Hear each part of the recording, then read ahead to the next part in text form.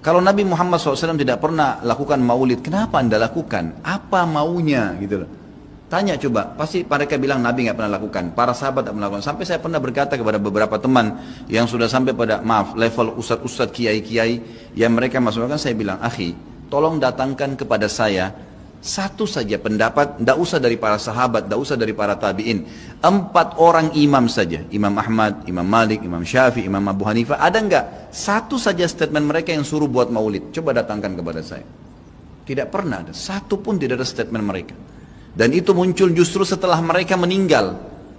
Imam Abu Hanifah meninggal tahun 150 Hijriah, Imam Malik meninggal 179 Hijriah, Imam Syafi'i meninggal 204, Imam Ahmad meninggal 240 Hijriah. Itu munculnya maulid di tahun pas Imam Ahmad terakhir tuh, 10 tahun sebelum meninggal, 230 Hijriah oleh orang-orang Syiah yang ada di Mesir. Itu mereka lakukan. Karena mereka mau mencontohi ya, yang dilakukan oleh orang-orang Nasrani merayakan hari lahirnya Nabi Isa alaihissalam. Banyak orang bilang ini kan cuma untuk syiar. Syiar akhi, sampaikan sejarah Nabi Muhammad SAW. Sampaikan majelis ilmu, bukan dengan membuat-buat yang Nabi kita tidak lakukan, gitu kan? Saya sarankan, jadikanlah Nabi Muhammad SAW betul-betul sebagai kiai Anda. Kalau mau kerjakan sesuatu, tanya, Nabi Muhammad SAW kerjain nggak? Kalau enggak, cukup. Kita nggak lebih pintar dari Nabi SAW, teman-teman. Dan boleh diutus untuk dicontohi.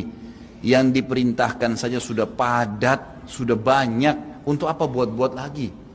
Udah banyak gitu kan? Dan anehnya teman-teman yang buat acara maulid ini, subhanallah, banyak sunnah Nabi yang ditinggalin. Banyak, melimpah sunnah Nabi gak dikerjakan. Banyak sekali, kita temukan kukunya masih panjang, hal yang kecil. Istrinya belum pakai jilbab, dia masih belum datang ke masjid sholat 5 waktu, banyak.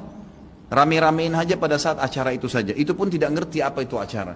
Datang baca salawat, berdiri tengah-tengah, padahal dianggap ruhnya Nabi SAW sedang lewat tuh. Itu keyakinan mereka itu. Coba tanyain gitu kan, memang sudah begitu. Jadi tidak cukup dengan kata-kata baik. Mohon maaf, saya katakan ini dengan teman-teman yang melakukan perbuatan-perbuatan yang Nabi SAW tidak perintahkan.